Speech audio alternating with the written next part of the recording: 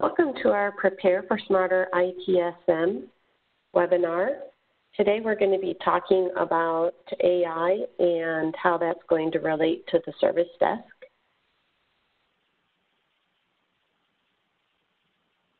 My name is Ann Barnes. I'm an ITSM Customer Experience Manager with ServiceNow based in Las Vegas, Nevada. I have over 20 years as a customer experience as a customer partner and ServiceNow implementer. My current role is to help customers get the most value from the ServiceNow ITSM solutions, and I'll be moderating this session. We have another moderator, Rohan, and Rohan, if you'll introduce yourself, that would be great. Thank you, Ann. Hi, everyone. My name is Rohan Tyagi, and I'm part of the same team as Customer Experience Manager here at ServiceNow, making sure you realize the full potential of our product. So welcome to the session. Okay, thank you, Rohan. Okay, today's session is going to be a panel session where you can ask questions of our panelists. So I'm going to let our panelists introduce themselves. Chris, do you want to start? Sure. Hello, everyone. My name is Chris Colazzo. I'm an architect with ServiceNow. I'm based in the East Coast in Connecticut. I've been working with ServiceNow for over 5 years now, and before that, I spent about 10 years or so in the AI, analytics, BI space at a couple different companies. Great. Thank you, Chris. Dan? Sure. Hi, everyone. My name is Dan Grady. I'm a Senior Advisory Solution Consultant here at ServiceNow, focused on our performance analytics and reporting solutions. Prior to joining ServiceNow, I spent 20 years in what we here at ServiceNow like to call the traditional business intelligence analytics space. Great, thank you, Dan. Raghu, would you like to go next? Yeah, so I'm Raghu Vemuri. I've been in the software or the technology industry for 20 years and have been working on creating and building data products in different aspects of the game. So more like an architect, engineer, and now product manager. So before ServiceNow, I was at other companies implementing ServiceNow. So that's where I got to see the full potential of the tool and thought this was the right move for me. So. Great. And last but not least, Matt. Thank you very much, Anne. So hello, everybody. And I was just looking at all the numbers. I think between the six of us, we've got well over 100 years of experience of stuff going on. But yeah, my name is Matt Lloyd. I'm a product manager with the ITSM team at ServiceNow. I've been here for about a year. Again, I've been around in the industry or industries for about 20 years. And I've also worked in BI as well. BI and analytics was what I did before I joined ServiceNow. And looking forward to trying to answer your questions today. Great. Thank you, Matt. So just a few housekeeping items. The attendee lines are muted. During this live webinar right now, use the Q&A panel to ask questions, and please direct them to all panelists. And we'll be taking those questions and giving them to our panelists and having them answer. If you're watching the recording, you can ask the questions by posting comments on the webinar page on ITSM Community. And also at the very end, there'll be a short survey that you'll receive. If you would fill that out, that will help us with your feedback in knowing what topics and how to present those topics in the future. So the audience for this workshop is really intended for executives, process owners, organizational change managers, and anyone interested in AI. Just to note, this webinar is intended to be a discussion around organizational preparedness, and it's not intended to be a deep technical dive.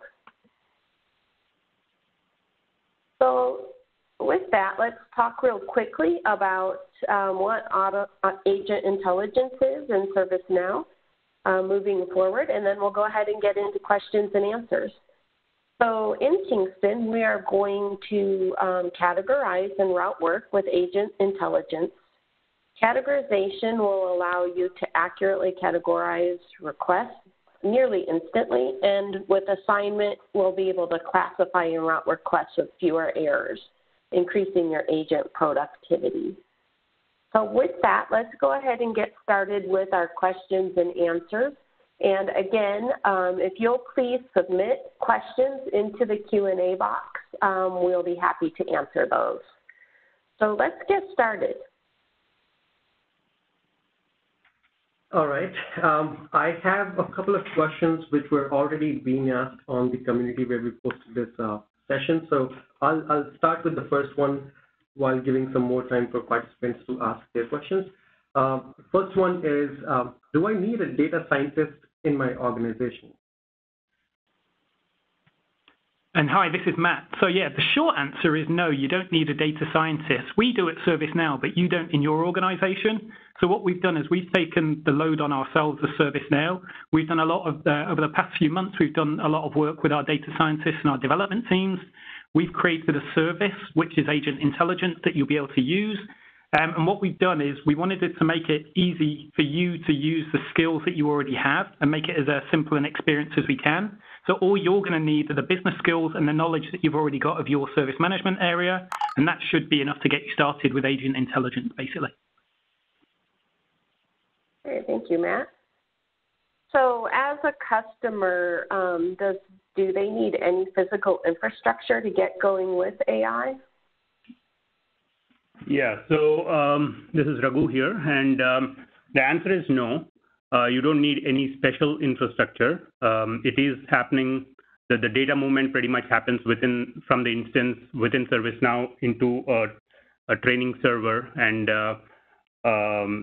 it's basically within, and all the security constraints are handled by ServiceNow, which it's best famous for. So. Nice. Thanks, Raghu. Looking at the next question, looks like a question for Chris or Dan. The question is, what are the things we can do to help prepare for this new feature?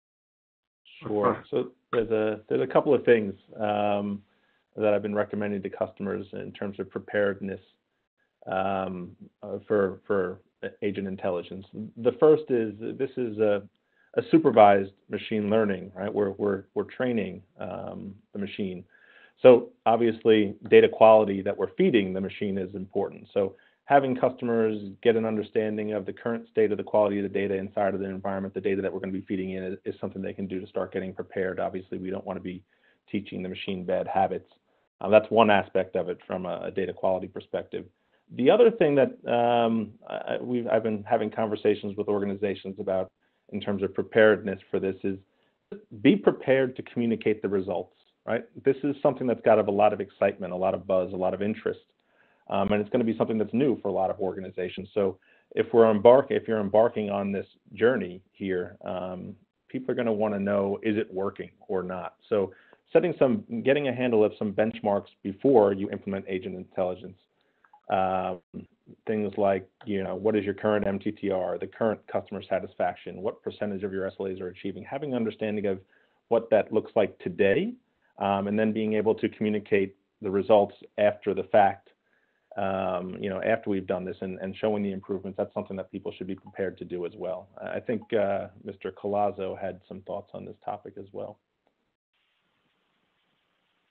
Great. Does anybody else on our panel have feedback on that question? Sure. So this is Chris Collazo. I'd like to add maybe something in there. I think that there's an element of acknowledgement of what this is. Dan talked about supervised machine learning. That means that this is only as good at categorizing as you are. And so you want to make sure that you're trying to understand how good you are at categorizing your work today, identify any challenges that might be preventing you from doing a good job there. Some examples are things like having an other category or not going back and cleaning up work to make sure that it was properly assigned before you close it. And so some companies start to think about how to push those good behaviors through gamification, maybe having some sort of a scoring system to give people points for identifying the correct team that ultimately solved an issue and that type of thing. But making sure that you sort of appreciate that the machine is learning from you and that you kind of want to be in the best position to teach it the right things is an important step to getting ready. All right, great. Thank you. Okay, I see one other question in the Q&A panel. Is there any grooming or curation that needs to occur on my data before it gets consumed by the AI tools? And this is Matt. I'll just jump in there quickly. And just to follow up on a point Dan made a minute ago. So he talked about we don't want to teach the machine bad habits. So one of the things that's important as you're preparing for using Agent Intelligence is it's all about making sure that the final state of your data is right. So if we're talking about categorizing incidents, and it doesn't just have to be for incidents, by the way, but if we're talking about categorizing incidents, when the incident is closed, we need that category to be the right category at the point it's closed, because otherwise that's what the machine's going to learn from. So say you had, an agent picking a category, say hardware, and then you had an agent behind the scenes and a business rule, and it basically assigns that hardware category to a certain group, and they say, oh, that's not actually for us, that's for the software team, and they change the assignment group to software, but don't fix the category. That's the sort of thing you want to catch out or watch out for as well. So you need to make sure, it's kind of as a process type thing, that the data that's being put in is the right data, because otherwise, as Dan said, that's where it would learn from the bad habits, basically. It would learn the wrong category for that specific incident short description. Okay, thank you, Matt. Okay, we have another question. Is this only applicable for incidents or any of the tables in ServiceNow?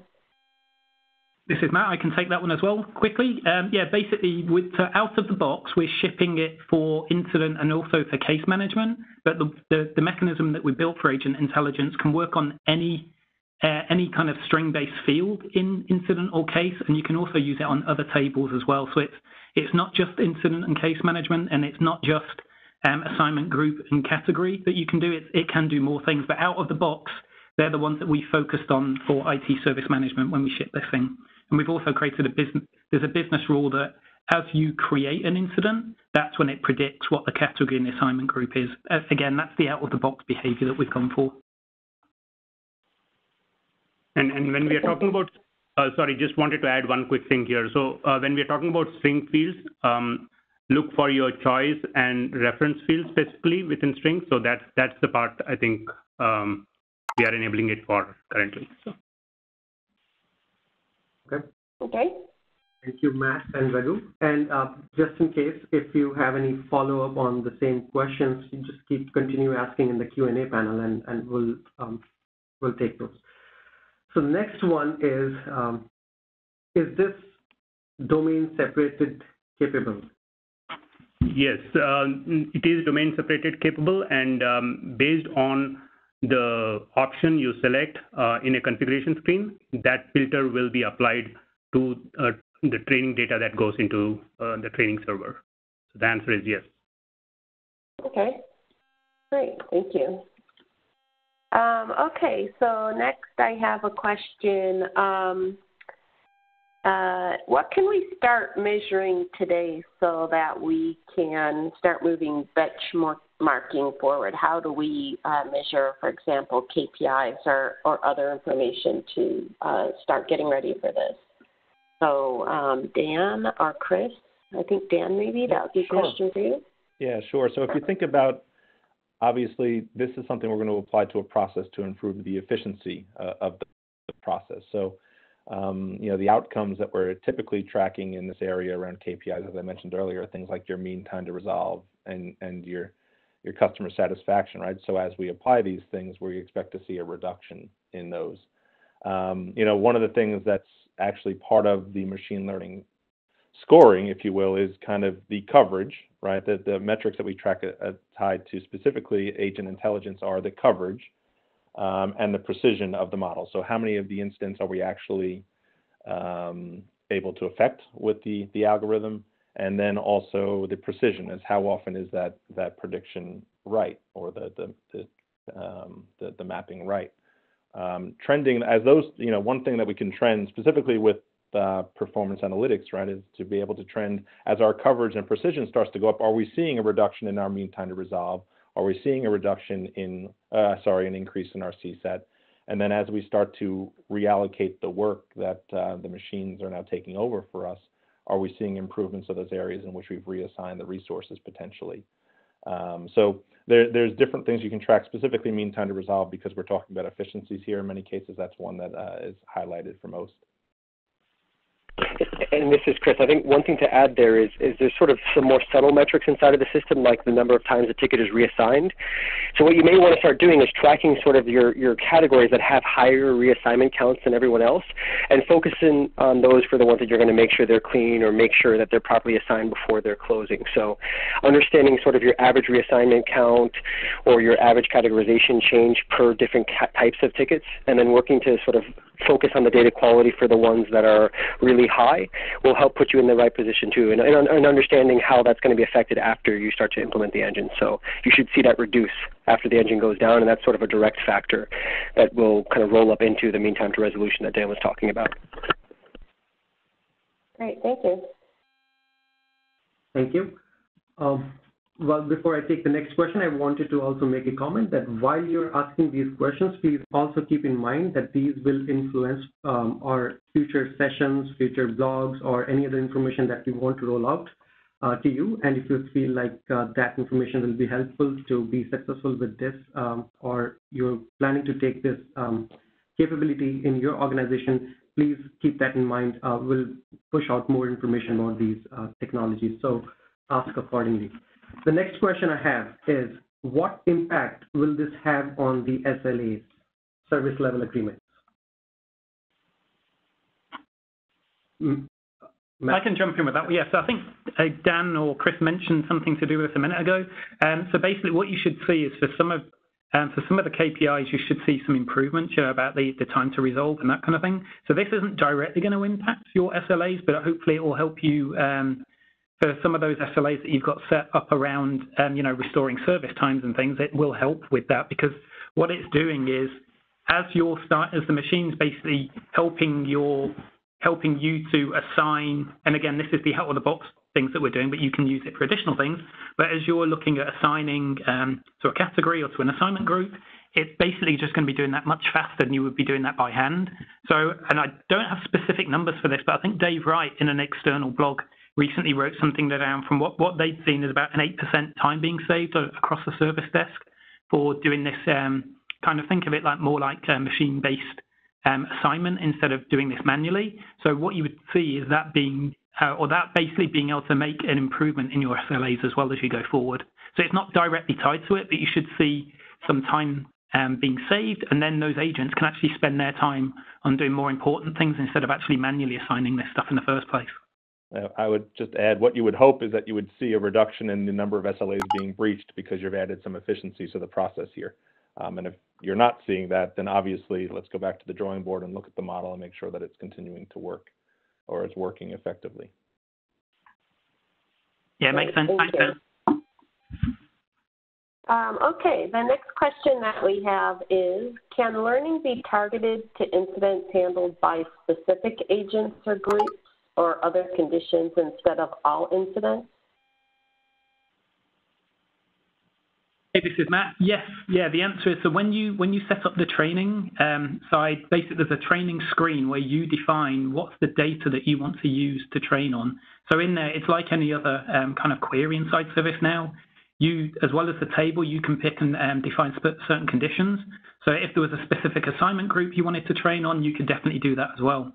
And you can even set up more. So you could have one set of training and solutions for a certain assignment group and another one for a different assignment group, or everyone but that assignment group if you want to. So that's partly where you've got to understand what is it that you're trying to get out from your business side of things as well. So you've got to have a plan for how you're trying to improve your business, and then use one of the important things as well is, before you start making any of these changes, like any project that you would undertake, it's always worthwhile making sure that you've kind of written down what your process looks like today, kind of as it is right now. And then that will help you understand where there are opportunities to make improvements as well, and introduce some of this agent intelligence to basically speed some of those things up as well. So yeah, that's also a key to this, is understanding what you've got so you can then see where you can make these improvements. And then from that, you could see, is this for a specific assignment group or set of agents, or do I want to do something wider? Nice. Thank you, Matt. So the next question I have is this only during incident creation or update to an incident as well? Yeah, so I'll take that. So this is out of the box. We are targeting incident creation as a use case. Now, the platform itself supports it to be applied across update or even other fields. The current fields that we are looking at is categorization and assignment. So the answer is yes, it is a very scalable platform. It can be used for other events as well. Now, one thing I would want to reiterate there is to Matt's point, that you'll have to make sure you have an intimate understanding of your as-is and the to-be process that you want to achieve, and the intricacies of business rules, and make sure you have the right backups before you make changes. Thanks, Raghu. I think I'll jump ahead and ask one more question, which is related to this one. So if you can answer that. Yeah. When it comes to assignment, what sort of inputs or fields can be used? Category, subcategory, location, or field from the caller's user table, such as department and custom fields? So the answer is pretty much implementation dependent. Now, out of the box, again, we are using short description as the input. You could use any of the fields that you mentioned here. Just make sure that the data for those fields have the right sparsity, if you will, right? So it's good enough to get the signal on how an assignment group can be predicted using those fields, right? So with that base condition, I think you could use any of those fields you mentioned. Yeah, just to follow up on that quickly. So what you're looking for is kind of a spread. So say, for example, you had 10 different categories. What you're looking for is kind of a spread or a distribution of things across those.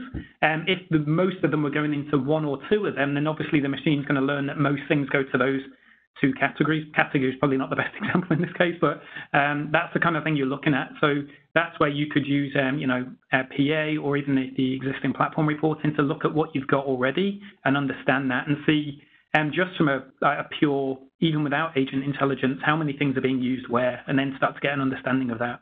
And we do give you some of those statistics as well once you've run the training. So once the training finishes, basically it comes back, and so as Raghu mentioned before, we take the data out of the instance to train, but it's still within the ServiceNow cloud. We use, and basically it goes into a much bigger, beefier box for the training piece. We then delete that data once we finish training. The results come back to your own instance, and then everything you do from that point onwards after training is within your instance. And so you see those training time statistics as well, like how many, so in our case of category assignment group, how many different assignment groups or categories were there? What's the distribution between those things as well? Perfect. Thank you, Matt. Okay, so I have a question that is not product related necessarily, that probably a lot of people have on their minds, and that is, how do we communicate to an organization that this is good for people? So Chris or Dan, do you want to take that? Yeah, I think there's a couple of pieces to this. And maybe just to be frank, a lot of times this is a pull. The organization's already asking for ways to automate more while still maintaining a good user experience. And so in many cases, this is sort of the answer to a question that's already been asked of you by your leadership. Now, for those cases where it's not, it's important to call out what we're trying to do here. We're trying to improve customer experience because they're getting answers hopefully quicker, but at the same time, lower the cost that you guys incur in order to deal with their issues, right? And so that's a big thing, the fact that you're able to tie this to both a experience and transformation type of outcome, as well as to a cost reduction type of outcome where you're improving the efficiency. Now, the interesting thing about ServiceNow is that in many cases we can help you understand where that work is shifting to. So you can start to do things like say, well, I've noticed that we are much better at first assignment and first call resolution, and as a result of that, I see that I'm able to do more with the resources and resource management in ServiceNow and be able to tell a story about the new projects that you might be able to kick off with those folks.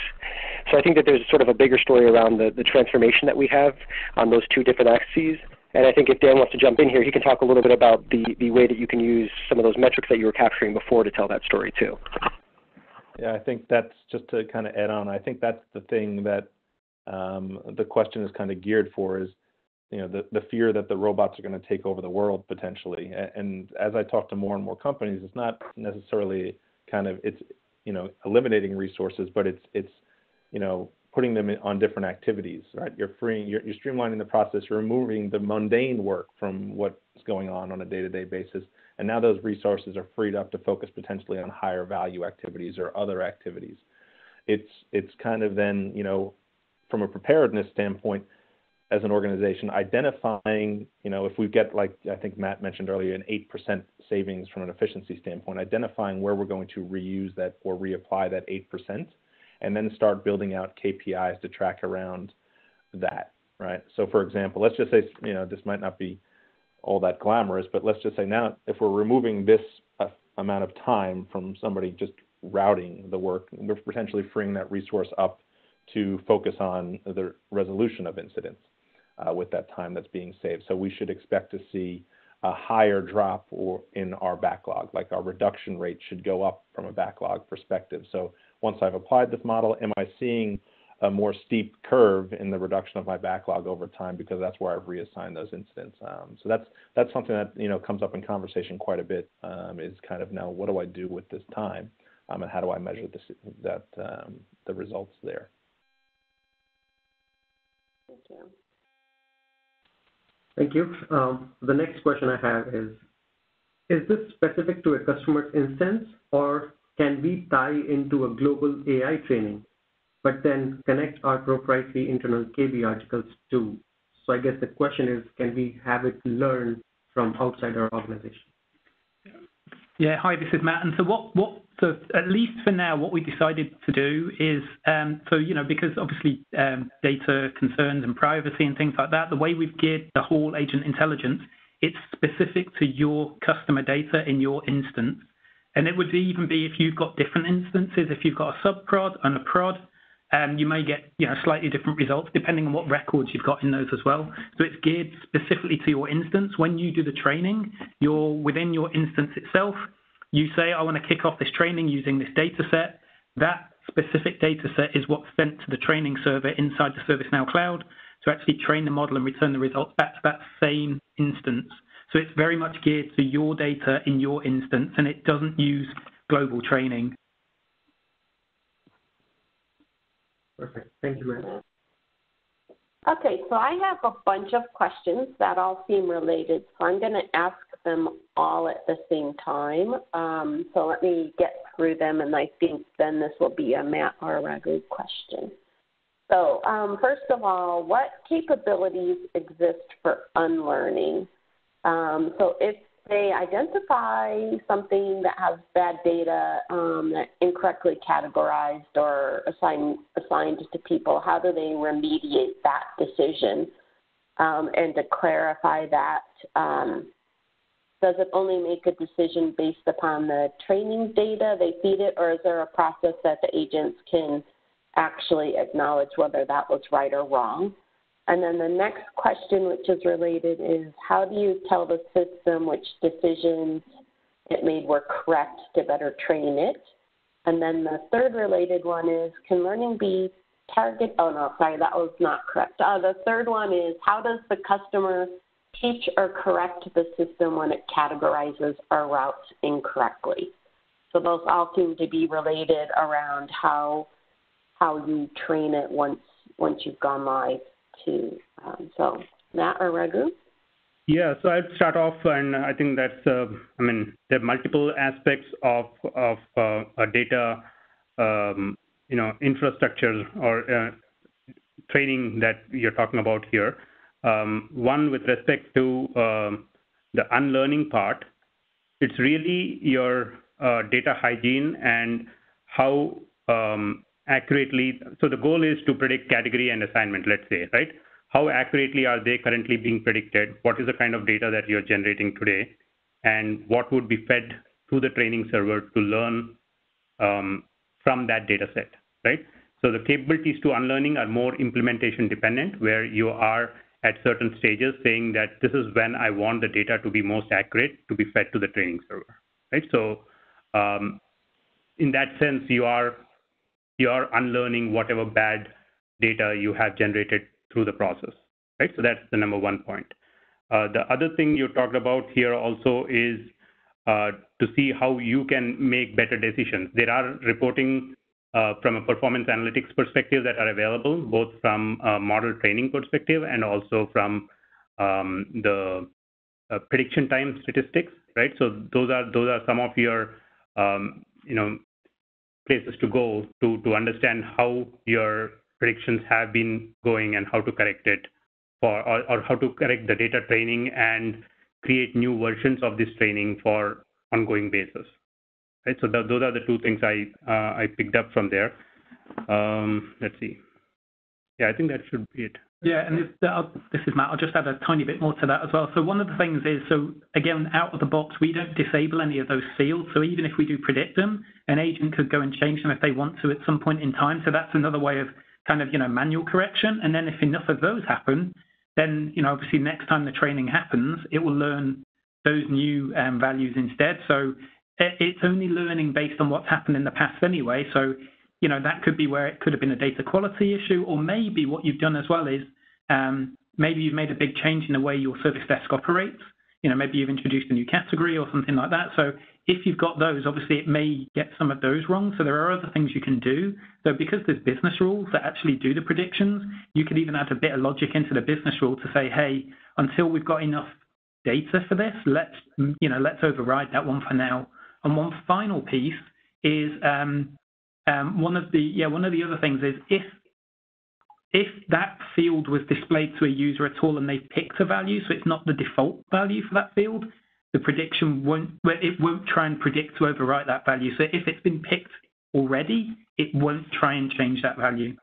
So that's the other thing as well. So the machine will defer if someone's manually picked a value. It will defer to what they've already picked. Okay. Great, thank you, Matt. I can ask the next question, which is, can I create my own model? Good question. So when we talk about models, there are many names for this, but you'll hear like model-based, we call it a solution. And what it means is that's the trained, so it's taken your training data, it's trained it on the training server, it's returned it back to your instance. We call that a solution, or you could also refer to that as a model as well. Basically, a solution is made up of one or more models, but that's getting a bit deeper, so we'll ignore that for now. But yeah, so what you can do is, again, out of the box, we ship solution definitions for incident category and incident assignment group. You can choose another field if you want to and create your own solution, or you could use the templates to run that solution on a completely different table. So say, if you had enough records, say, in your HR table, you could also do machine learning for your HR table as well and do some assignment or other things with HR, same with case management. So yeah, basically using what we provide as these templates, you can run them on any table and any field, as Raghu was saying before as well. So in that way, you can create your own things. What you can't do is use new algorithms. The algorithms are baked into the templates that we ship. But you can then use those templates to point to a different table or field if you really want to. I think an important point there that you just mentioned is kind of the fact that you're going to have multiple solutions, right? And we're capturing and tracking kind of the coverage and the precision and the data, some data around each of the solutions as we roll them out. And then one of the things that I think people need to recognize about this technology, right, is that it's not like you build a model and it exists forever, right? You're going to keep educating it, you're going to keep training it, you might try something different based on the results that you're seeing. It's kind of like a UI. You constantly have to be improving the UI or working on the UI as well. And then you kind of, now that we have this data, right, it gives us a point to kind of measure and track the performance. And I think this is kind of a segue for Mr. Collazo here, because he has some thoughts about this kind of this culture that you need to develop inside of the organization. So I'll pass it to Chris. Sure. So I think there's kind of a theme I'm hearing with some of these questions, which is sort of how do I think about this in relation to the other machine learning technologies that I'm reviewing or planning for? And there's an important distinction to make. So when I sit down with our customers, they're hearing and they're thinking about how to mix in technology from Amazon, Google, Microsoft, as well as what we're starting to offer. And there is a distinction. The first category of stuff is you have to understand a lot more about the science behind what you're using in order to use it effectively. And so it's more of a toolkit that you can apply to a very broad set of problems, but you kind of have to know how to apply it. What ServiceNow has done with the Agent Intelligence is we've sort of taken that starting point. We've built a solution targeted to predicting very specific types of outcomes, predicting who work should be assigned to, how it should be categorized, and in some cases, how it should be prioritized. And so you're not thinking of this in the same way you're thinking of those other products where it's how do I mix up the bits and bytes of it, how do I configure it and do all these other things.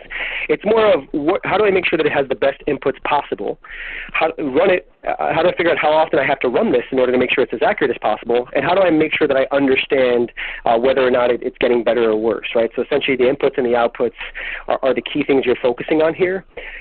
You're not building your own models from scratch. You're not deciding between GLM, 3D distribution, all those types of things. It's sort of doing all of that work for you. And so you want someone who's more, you want to think about this more of the outcome, right? Is it able to drive the outcome I'm looking for? Is it able to improve the assignment accuracy? Is it able to improve the prioritization and categorization accuracy? If so, then it's kind of done what you needed it to do. You want to make sure you put metrics in place so that it continues to do that for you, but don't think of it and hopefully don't dedicate as much time to the care and feeding of this thing as you would some from scratch bespoke model that you've built using that other tool sets that I mentioned. Okay, great. Thank you, Chris. Okay, so we have a clarification on the question that I asked last about relearning, and that is there further training after implementation based on submitting additional training data, or is there an agent feedback mechanism to correct bad data or incorrect data? Can you just repeat that once again? I'm sorry, I missed that part. Sure. So this is in relation to the questions around how do you fix data that's incorrect after you go live. And so the clarification was, is there further training after implementation based upon submitting additional training data, or is there an agent feedback mechanism? Okay. Yeah, so as far as the training itself is concerned, once we have a solution, which is successfully trained, you have a retraining frequency, right? So you can train the solution, or the solution will pick up that data on a predefined basis, and it keeps getting newer versions of that solution, right? So that's one way to kind of get newer data into the mix. The second part is creating a new solution itself. If you were not very happy with the solution that you already have, and what is happening in production as far as the retraining frequency is concerned, you could create a new solution, check or compare one solution to the other, and decide which one you want to actually deploy into production. All right, thank you. Hopefully that answered your question, but if you didn't, please feel free to put in Q&A again, and we'll try to clarify that some more. Yeah, definitely you can ask again on this Q&A, or if you have any further clarification needed, then post this question on the community, and we might be able to give you a detailed answer there, which clarifies. All right, moving on to the next question. It is the initial plan only for reassignment of tickets, or are there any plans to have automated resolution as part of the solution? Could be via orchestration or knowledge articles. So for Agent Intelligence, it's specifically aimed at, again, out of the box, it's specifically aimed at the assignment and categorization of incidents or other records if you wanted to as well. It doesn't mean that we don't have other things that we're looking at. So we've also got a bigger, not as part of the Kingston release. So Agent Intelligence is going to be part of the Kingston release early next year. One of the other things we're looking at for a future release is an improved workspace for an agent to work on. Within there, we're also going to do things like offering up knowledge articles that might help resolve what you're working on as well, and find some other things. So there's some other stuff we're doing, but that's not specifically part of Agent Intelligence. Agent Intelligence, to begin with, is to help you learn from historical data basically those predictions. So to be able to predict based on historic data. So looking at, for incidents, what was, for specific short descriptions, what was the assignment group, what was the category, and being able to predict that automatically in the future. That's what Agent Intelligence is aimed at least in the initial release. Okay, the next question that we have is,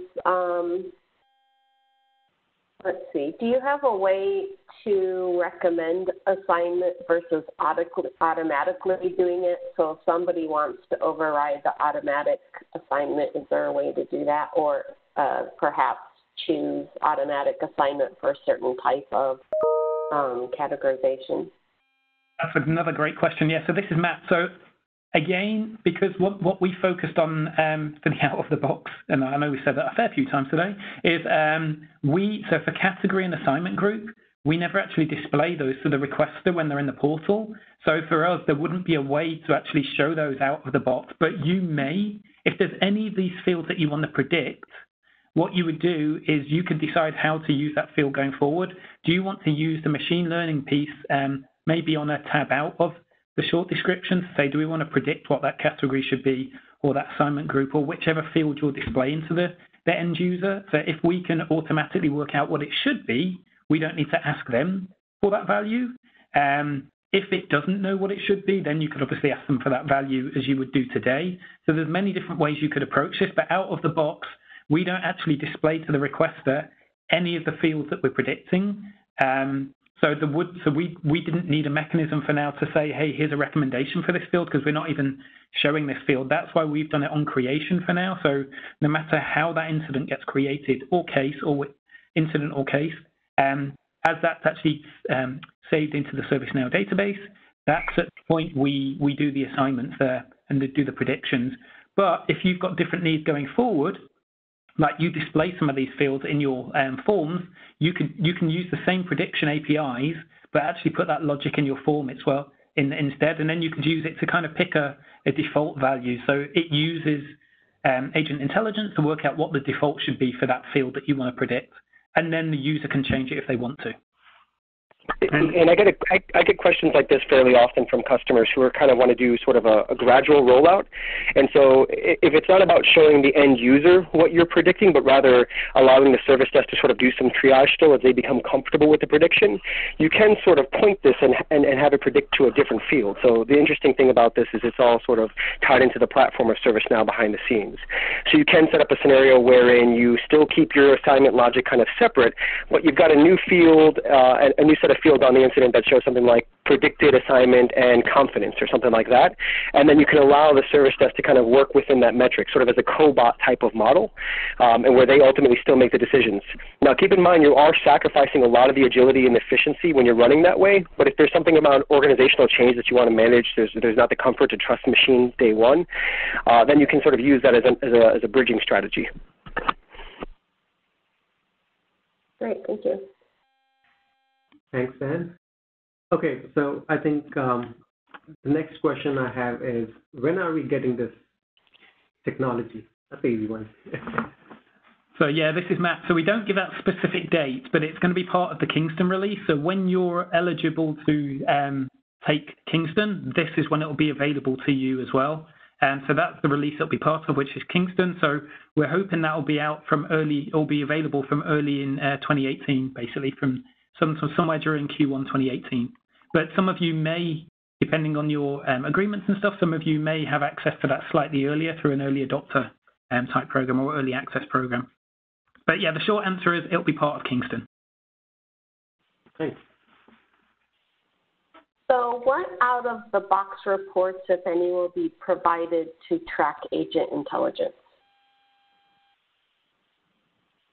Yeah, so I can take that. And so there are two reports, essentially, or in fact, there are really three reports. The other one, last one, is more on the prediction of the usage. But for tracking Agent Intelligence specifically, the first report is to do with the training statistics, where you would understand how well your training data is and what how many classes of a particular field are you able to predict with what precision and what coverage, right? So that's one from a model training perspective. The second report is more on the prediction statistics itself, right? So which is as the training model is deployed in production and the solution is being used to create those predictions, you have statistics of that prediction or of that solution in prediction statistics report. So there are two reports essentially for tracking. I just want to, I'll jump on, kind of add on to that piece there. I kind of mentioned this earlier, is you've got those out-of-the-box reports, but it's data in the platform, right? And as I mentioned earlier, when we talked about communication of, is this working or not? Is it, are we seeing the benefits we expect to see? I think the blending of that coverage and precision data with those more outcome-based KPIs we mentioned, like MTTR, SLA, percentage attained, or CSAT, when you start blending those things together, that's when you really start using the data to tell a story to those in the organization around the success we're having with agent intelligence. So there's the out-of-the-box content, but just like Chris mentioned a little earlier, you've got the platform at your disposal, right? So use the platform to effectively communicate the good work that the agent intelligence piece is doing. Great. I also want to say, too, that if you're using benchmarks, if you have Jakarta or later using benchmarks in your system, you already have tracking on some mean time to resolution and other KPIs, and you can see a 6-month graph on that, so you could see once you start going up with agent intelligence what the effect is on those benchmarks also. Great. Good insight. Thanks, Anne. Thanks, Dan. The next question I have is, does the retraining process happen automatically, or do we need to manually feed individual records? The purpose is to clean desired data. So, so the retraining itself happens when a solution is created, right? So once you have a solution created, there's an option where you select how frequently do you want the solution to pick up this new data, right? So that's the real short answer to your question. But then whether you can manually feed into individual records, there's no capability, at least right now, to do any sort of manual or a different source back into the data set. It's all through this solution and the data set that you're pulling while creating the solution. Hopefully that answered it. Yeah. If not, we'll have a follow-up question. Thanks. Okay, so I have a question. It seems like organizational change management would be pretty important when you're implementing agent intelligence.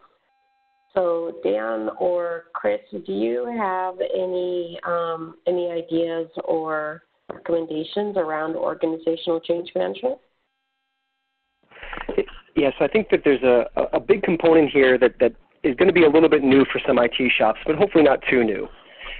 When you're implementing these types of technologies, especially ones that work the way that ours do, you're really just looking for that outcome. And so sometimes you have to do a little bit of an experimentation culture, have a little bit of an experimentation culture in order to make sure that you're setting folks up for the right sort of expectations. Because what I find is I go and I talk to folks about machine learning, and it's really easy to fall into the silver bullet trap, which is I buy the product, I set it up, I turn it on, and as long as I implement it right, it's going to do something for me and it's going to be great. But especially as you get into these data-driven technologies like cognitive computing and machine learning, you'll find that that's not always the case. You could implement it the best, set everything up correctly, have all the right intentions, have all the right KPIs, but find that your process just doesn't map well to a machine figuring out the decision. The decision might be too complex, or the factors involved might be not captured in your system the way that they need to be. And so you really need to start the conversation with sort of understanding the goals that you have, what KPIs you're trying to optimize, and then go into this with thinking about incrementally, what can I introduce? Maybe I start off with just a couple of categorization areas that I know will be strong. Because the worst thing that can happen is if you have some sort of false starts, right? You pick too wide of a set of things to try to accomplish, and then you end up not doing any of them very well, and customers kind of lose faith in what you're doing or the categorization capabilities. So you want to sort of think about how to break this apart. And it's very similar to a lot of what DevOps is trying to do in IT in terms of introduce a lean, continuous improvement methodology into how IT operates, make IT comfortable with taking managed and measured risks. So I think you want to kind of pull and draw on a little bit of that cultural change that I'm already seeing in the broader IT world and tap into that here. When the businesses is using this technology, they're thinking of it as a potential investment. They're making small initial seed investments. They're seeing if it works, and they're going big. You want to take that same sort of investment methodology here when you're thinking about your machine learning strategy. Right. And then maybe you want to talk a little bit about – oh, go ahead, sorry. That's okay. One of the things that I think that I've heard recommended is the fact that automating these tasks like categorization and assignment can free up your staff to do things that are actually more interesting to do. So any thoughts around that? Yeah, I think there's kind of an interesting way to think about this, and I touched on it a little bit before. A lot of organizations are not going to reduce headcount with what they're doing here. They're going to improve customer experience. They're going to make their team more effective at dealing with their backlog. And so the key thing is to try to think about metrics you can actually deliver. If you have an organization where you believe that you'll be able to reduce headcount in some way, shape, or form as a result of this, then feel free to sort of go forward that way. My experience is that not many organizations are. They need those resources to do other things, and they're kind of underwater in other areas. And so the exciting thing about ServiceNow is that we oftentimes track not just this case, the assignment, and how well that's going, but we also track sort of where across your organization things are improving because there's sort of more slack, if you will, more resources to handle things. And so I would urge you to sort of, as Dan talked about, think about what your outcome is going to be, where you think the value is going to sort of be driven to in your organization as you go through the implementation. And then make sure you're calling that out, right? Make sure that you're calling out that there are now 5% more resources available for project work, or you're calling out that the number of Tier 3 tickets that are in the backlog has gone down by 20% over the course of the period that you had this set up, or maybe the use of knowledge-based articles to solve issues has gone down because you're getting them to the right person very quickly. So those are the types of things that I'm hoping that our customers are thinking about, right? Where in ServiceNow does this work shift to, and how do I make sure that I have the right KPIs to measure the value of that work being shifted there? Great. Thank you. Dan, did you have anything to add to that? No, it's actually a conversation that Chris and I have had more than once, so we're very much in sync on that. It's about, I think that's, as Chris mentioned, the thing that a lot of people forget is people are going to be looking at this as an investment, and they're going to want to know what the results of that investment are. And it can't, time saved is great, but if you just leave it as time saved, that's not enough in many organizations. It's how are we doing more with that time now? And a lot of people, I think, when we start thinking about projects and things like that, we only think of the first outcome, but it's really the second outcome that we want to be planning for. Is kind of, yes, we've got time saved, awesome, that was the goal, but not really. The goal is what are we going to do with that time now? Because everybody wants to do more. That's how you stay competitive and stay on top.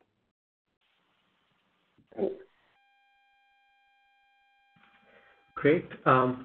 So I think this next question that I have has been answered already, but I'll still ask if there's anything extra to add to it. But the question is, how will it affect my current workflow or workflow? Yeah, this is Matt. So yeah, I think we've touched on a couple of places, but just to bring this, the important thing is to understand what you've got today and look for places that you could introduce kind of the automated predictions as well. So that's the first bit, and that's what we did when we were creating what we've done for incident management for Kingston. So we looked at the existing incident lifecycle, the flow itself. We looked at, okay, so if we did predict a category and assignment group, where would be the right place to be in that process? What would that look like? What changes would we make to do that? What else would we need to do? So we knew we needed to introduce a business rule for that as well. And so that kind of thing is what you'd be looking at, and especially if you're showing those fields to the requester, then you might want to do some additional things as well, as I touched on before. So you might either want to try and predict those fields, and if you can, hide them, or you might want to use it to kind of set smart default. So you show the field anyway, but what you try and do is predict what the default value should be for that field, and then the user can change it if they're not happy with it. So there's a few different ways you could approach this, but the main thing is to understand what you've got already and then work out where you can improve that and optimize it. That's the main thing, really. And I think one thing to kind of add to this is Chris, a lot of my customers are trying to get towards CI-based assignment. They feel like that's the way that it's going to help them be as accurate as possible, but they struggle with getting their CMDB to the point where they can do that. This is sort of a way to back into a similar outcome, which is an assignment model that you don't need to manage very heavily, that's sort of naturally managed in the way you do business, but is also accurate. Now, keep in mind, we're predicting two things, categorization and assignment. For a lot of customers, you guys connect those two things together. The categorization of a ticket affects what the assignment rules are. And now you may want to think about breaking those two things apart and think of them as discrete things. And now say to yourself, well, if I didn't need categorization for assignment, if I'm not using that as an input potentially, what does that mean to me? What is categorization going to be used for now? Is it to help me understand the type of work I have, to help me understand maybe the articles that I need in the organization of my knowledge base? Or is it just there so that, maybe I'm not always good at predicting a certain type of incident and where it should be assigned? I can always fall back on categorization so it's not going back to a general triage. So kind of rethinking how you use those two things in particular is going to be important because you kind of get to create these models that discretely predict them individually. And then the other thing is you can use more than short description, right? So you might want to think about the data you collect today and whether some of that data could be added to the mix of your model to make it more accurate. Maybe there's things about location in your user records or the titles of the people that are putting in tickets that affect how they end up getting assigned. You might want to think about that full scope of data that you have, the quality of that, and think about whether or not that helps to make the model more accurate. Great, thank you. So I think we have one last question. Go ahead. Sorry, go ahead. Yeah, and that's great, Chris. And the reason we only use short description out of the box is that's the only thing we really show to the requester. But yeah, if you're capturing more things, or as Chris said, if there's additional fields you can pull in from the user data, location data, all of that can be fed in. So it needs to be what information is available at the point you want to run those predictions. That's what you can feed in. Okay. I think we have one last question, and that is, so you've said that customers don't need a data scientist in their organization, but what kind of training do their staff need? Yeah, this is Matt. I'll take that one. So yeah, the answer is, so the skills that they've got today should be good enough. So we'll be providing documentation for the product as well, and we'll probably have some follow-up webinars and blogs and things around this. But yeah, the good thing is it should be the skills that you've already got. So from an administration side, it's just another form in the platform. There's some data that needs to be defined, so you need to know what data you want to train on to get these benefits. But again, as your business, you'll probably understand that anyway, or you at least have some ideas of business data that you want to pump into this to see, do you get the kind of improvements that you're hoping you would get? So you've probably got some ideas or things that you would like to try out. But other than that, it's more just regular administration from the ServiceNow platform, and then maybe tweaking a business rule or two. So it's the skills that you'll already have in your organization as well. And maybe to think about the who is probably the BA or the process owner that's going to be affected by this. While the administrator is the one that might be twisting the dials or setting up the business rule for you, the folks that are really going to be digging into this and determining success are the process owners, the folks who are kind of the customers of the system. And so you may want to let them be the ones to sort of figure out the strategy and understand the data implications and all those things, because those are the people who kind of live and breathe this workflow and will benefit directly. And then as an administrator, you're more sort of just enabling them to do that. What Matt and team have put together is very simple and straightforward to use. If you can put together a report, you can define your training set.